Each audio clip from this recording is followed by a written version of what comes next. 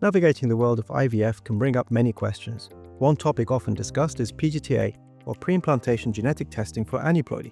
But what is it and who is it for? Simply put, PGT-A is a test performed on embryos created through IVF before they are transferred into the uterus. It checks if the embryo has the correct number of chromosomes. So, what are the potential benefits?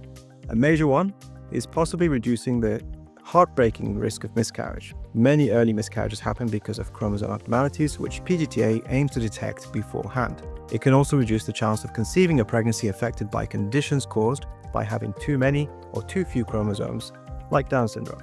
However, there are important considerations. Firstly, PGT-A requires the embryos to develop to the blastocyst stage, around day 5 or day 6. And unfortunately, not all embryos reach this stage. The process involves taking a small biopsy from the embryo and usually requires the embryos to be frozen while waiting for the results. Both the biopsy and the freeze-thaw cycle can potentially stress the embryo. This testing also means delaying the embryo transfer. You'll typically have your egg collection cycle, the embryos are tested and frozen, and then you'll need a separate later cycle for the embryo transfer.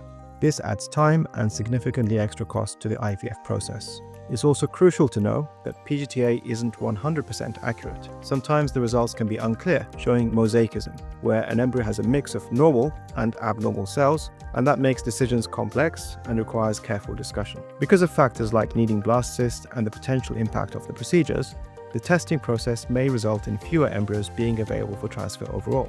So, who should we consider PGT-A for?